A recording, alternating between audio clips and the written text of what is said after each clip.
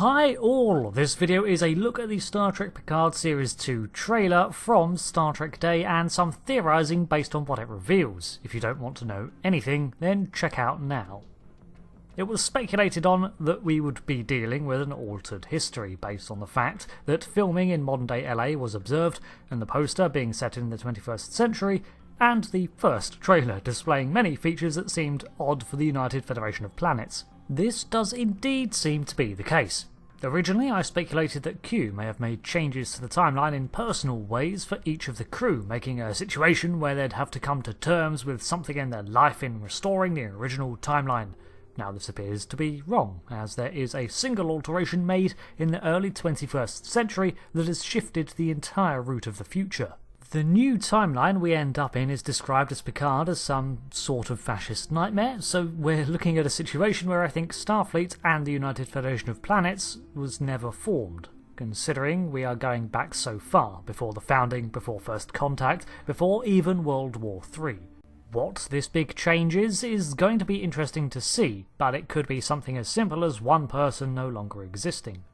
We do see Q in the current day wearing a jacket that says Europa on it, which is the ice moon of Jupiter, so maybe this has to do with the early formation of the United Earth Space Probe Agency, or some precursor exploratory arm like NASA. Without a mission to Europa, perhaps humanity never discovered life on it and never pursued a future focused on exploration, which snowballs into people like Cochrane never choosing science as a field, and so on. I could quite easily see something as small as this being the big change that sets everything off. Jumping to the alternate 2399, or maybe 2400, we can see that this new Earth government has adopted a very Terran mirror universe approach to alien species. We have several scenes of Romulans being chased throughout the streets, which is where I expect Elnor comes in, perhaps even Laris. I reckon that this dark human government took advantage of the Romulan supernova to suppress and take over the remnants of the Star Empire, which is why we see Elnor in captivity. Romulans are now second-class citizens of a tyrannical Earth. Clearly, Picard maintains a position of respect in this alteration, as we see him making a speech to the assembled, in a reflection of one of the shots of the first trailer, where he was addressing the UFP, back in his Admiral's attire. Speaking of, we get to see an awesome black version of the late 23rd century uniforms, the ones that early versions of Picard would have worn. So whatever agency emerged in place of Starfleet, even if it was called the same, is way more edgy. Clearly, he is going to have to continue to play the part that his new position dictates, as well as everyone else that has jumped over and still has their memories, Jurati, Rios, Seven and Musica, and I'm still not certain that Elnor has all his memories.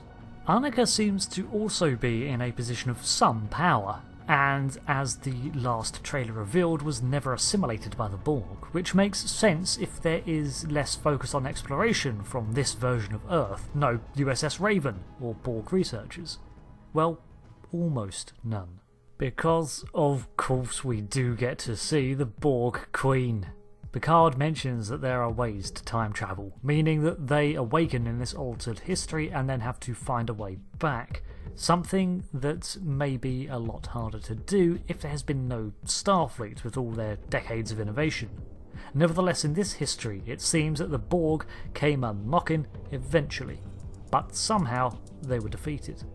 I think this is a twist on the Battle of Sector 001 in 2373, because we saw in that film, First Contact, that the cube that attacked Earth had a queen on board. So my theory is that in this variation, the cube was stopped before it was able to time travel, or simply had no need to, because Earth's history might be so different the Flight of the Phoenix never happened.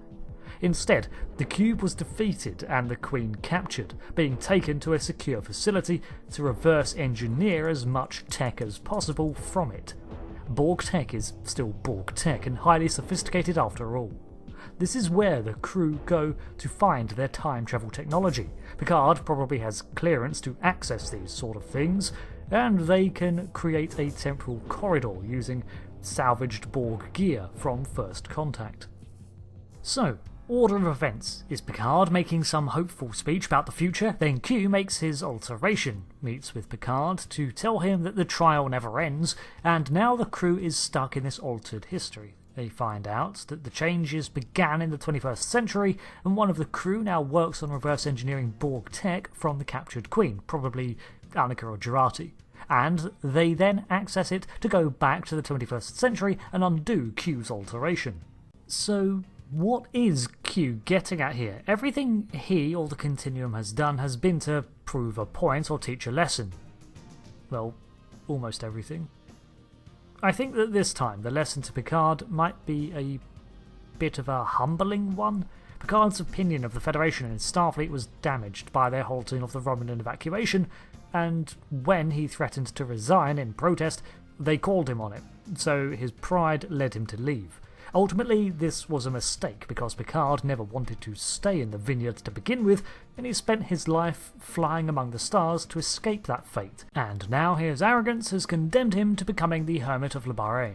He had one more adventure in him in Season 1, but this could be Q effectively showing him how much worse things could be, how much grimier things would be without Starfleet. A reminder of the positive force that Starfleet has been despite its occasional floundering, and a promise to continue that, not to walk away from trying to make a difference ever again.